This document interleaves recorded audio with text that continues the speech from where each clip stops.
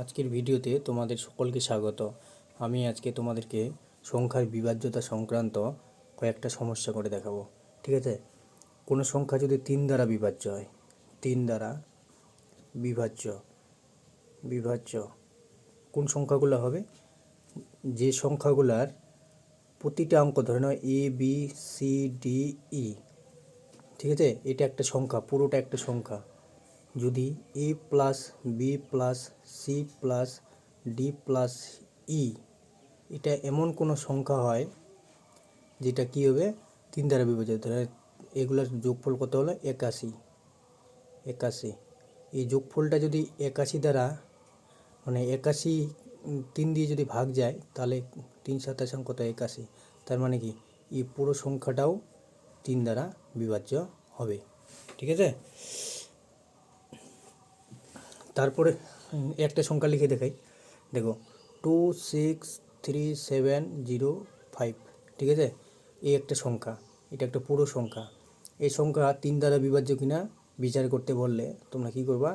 26370 5 এর যোগফল কত হবে?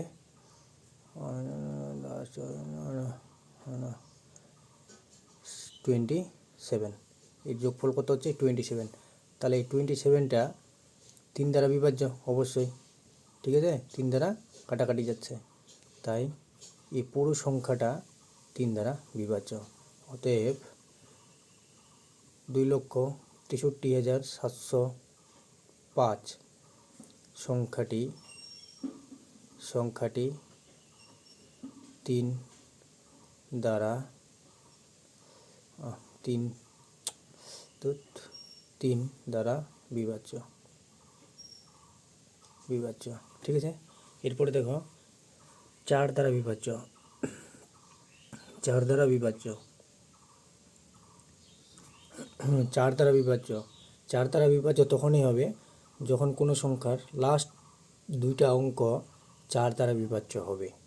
ধরে নাও একটা সংখ্যা 2927। ঠিক আছে, এই সংখ্যাটার এই 27 লাস্টে কত আছে? 27, দুটা অঙ্ক। এই 27টা কি 4 দিয়ে ভাগ যাবে? যাবে না।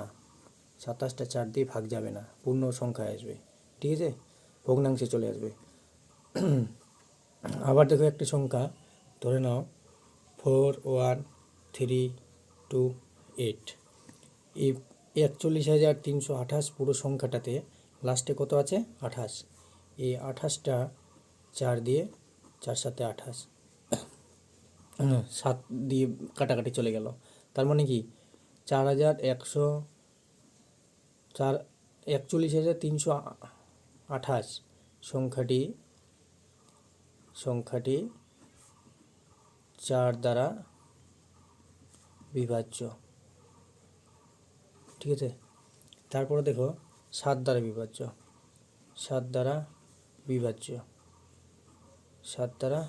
বিভাজ্য এটার নিয়মটা হচ্ছে কোনো একটা সংখ্যা ধরে নাও 5341 লিখলাম। এই সংখ্যাটার কি করতে হবে? এই যে প্রথম দিকে যে 3টা আছে, হ্যাঁ, মানে এক কথায় ইউনিট ডিজিটটাকে 2 দিয়ে গুণ করতে হবে। ঠিক আছে, আর হচ্ছে বাকি সংখ্যাগুলা 534 এই সংখ্যাটা আসতেছে এখানে, মাঝখানে বিয়োগ চিহ্ন দিতে হবে। ঠিক আছে, তাহলে এটা যদি করা যায় সমাধান, তাহলে 5342 কত আসতেছে? 532। এই সংখ্যাটা যদি 7 দিয়ে বিভাজ্য হয়, 7 7 7 49 ও 7 42, তাহলে 76 কাটাকাটি চলে যাচ্ছে 7 দিয়ে।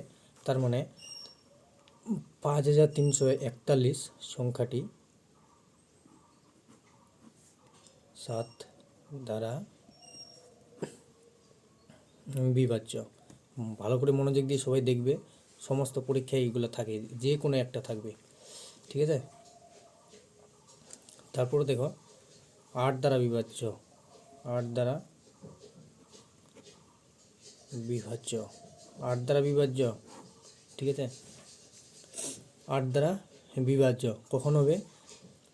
যখন কোনো সংখ্যার ডান দিক থেকে তার 3টা অঙ্ক দ্বারা গঠিত সংখ্যাটা 8 দ্বারা ভাগ যাবে, তখনই পুরো সংখ্যাটা 8 দ্বারা বিভাজ্য হবে। ধরেন 4/49,104 লিখলাম। এই সংখ্যাটার দেখো লাস্টে 3টা ডিজিট কত আছে? 104। এই 104টা যদি 8 দিয়ে ভাগ যায়, ঠিক আছে, 8 দিয়ে ভাগ যাবে কি? হ্যাঁ যাবে। 8 × 8 = 24, তাহলে 13 আসলো। তার মানে কি 4, 9, 104, এটা পুরো সংখ্যাটা 8 দ্বারা বিভাজ্য, পুরো সংখ্যাটা 8 দ্বারা। এবার দেখো 11 দ্বারা বিভাজ্য সব সময় আসে। 11 দ্বারা বিভাজ্যতা, ঠিক আছে। 11 দ্বারা বিভাজ্য কখন হবে? 11 দ্বারা কোনো সংখ্যা বিভাজ্য কখন হবে? যখন ধরে নাও ABCDEF এই 6টা অঙ্ক দ্বারা গঠিত একটা পুরো সংখ্যা আছে এখানে। এই অঙ্কটার যোগফল, এই অঙ্কটার যোগফল, এই অঙ্কটার যোগফল, 3টার যোগফল, এটার যোগফল, এটার যোগফল, মানে A + C + E যেটা বেরোবে, আর হচ্ছে B + D + এখানে ভুল গেছে, এখানে Fটাতে যাবে, ঠিক আছে, ইটাতে যাবে না, এটা Fটাতে যাবে। F এই দুটার বিয়োগফল করে, এই দুটার যোগফলের বিয়োগফল করে, এটার যোগ বিয়োগফল করে হয় 0 আসতে হবে, না হলে 11 আসতে হবে, ঠিক আছে। হয় 0 আসবে, নতুবা 11 আসবে। দেখো কোনো একটা সংখ্যা ধরি আমি, ধরে নাও 86347 এটা একটা পুরো সংখ্যা। কত? একক, দশক, শতক, হাজার, অযুত, লক্ষ, 8,63,478। এই সংখ্যাটার কী করতে হবে? 8, 3 এইগুলো যোগ করতে হবে, আবার এটার সাথে এটা যোগ করতে হবে, ঠিক আছে। তাহলে কী হচ্ছে? 8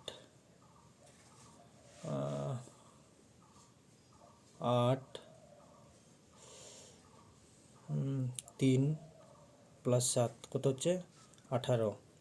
আবার কি হচ্ছে? 6 + 4 + 8, তাহলে কত বেরোচ্ছে? 10, 18। এবার দুটো যদি বিয়োগ করি আমি, তাহলে কত হচ্ছে? 0। তার মানে অতএব 8,63,478 সংখ্যাটি 11 দ্বারা বিভাজ্য। মনে থাকবে যে